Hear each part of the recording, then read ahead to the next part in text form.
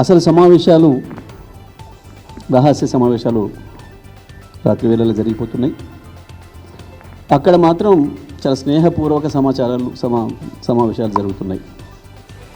ఈ ఒక్కటి చాలు తెలంగాణ వాదులకు, ఇంకెవరికైనా కూడా కేసీఆర్ మీద కోపంతో కాంగ్రెస్ చెంత చేరిన వాళ్ళు ఇంకెవరిని ఉంటే కూడా వాళ్ళందరి కళ్ళు తెరిపించడానికి ఇదొక్కటి చాలు. ఏంది?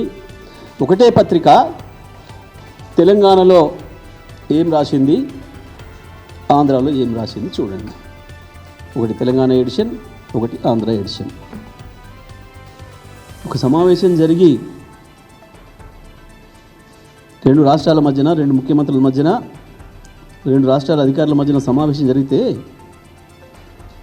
ఎవరు చెప్పినా ఒకే తీరుగా ఉండాలి కదా. చెప్పింది నిజమే అయితే, జరిగింది వాస్తవంగా చెప్పితే ఒకే తీరుగా ఉండాలి కదా. ఇంతకు మించిన ఆధారాలు ఇంక అక్కర లేదు వాస్తవానికి. ఇంకా తెలంగాణ ప్రజలకి తెలంగాణలో రకరకాల కోరికలతోని, ఆలోచనలతోని మళ్ళీ తెలంగాణ వాదానికి దూరమైన వాళ్ళకి అన్నిటికీ మించి తెలంగాణ ప్రజలందరికీ విజ్ఞప్తి చేస్తూ ఉన్నాం. చూడండి ఏం జరుగుతుందో, ద్రోహం ఎట్లా ఉందో.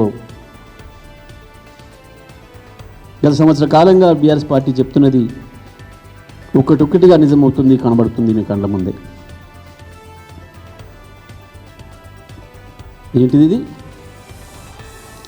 జల విభాగాలపై కమిటీ, రెండు రాష్ట్రాల నిపుణులు అధికారులతో ఏర్పాటు, 21లోగా నియామకం. దీని కొరకు ఏం చెప్పిండు మన ముఖ్యమంత్రి గారు? అందులో బనకచర్ల లేదు, బనకచర్ల అంశమే లేదు. లేని దాన్ని నేను ఎట్లా వ్యతిరేకిస్తా, చర్చలో లేని దాన్ని నేను ఎట్లా వ్యతిరేకిస్తా, దాని మీద ఎందుకు మాట్లాడుతున్నారు మీరు అని చెప్పి దబాయించండు ముఖ్యమంత్రి. ఆంధ్రప్రదేశ్ ముఖ్యమంత్రి కావచ్చు, ఆంధ్రప్రదేశ్ నీటిపారుదల మంత్రి కావచ్చు, వాళ్ళు చెప్పినది ఇదేంటిది? బనకచర్ల కృష్ణా గోదావరి సమస్యలపై నిపుణుల కమిటీ. నేను రాయలే కదా.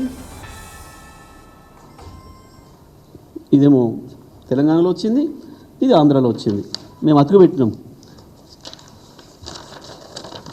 ఇగో ఇది ఆంధ్రప్రదేశ్లో వచ్చింది,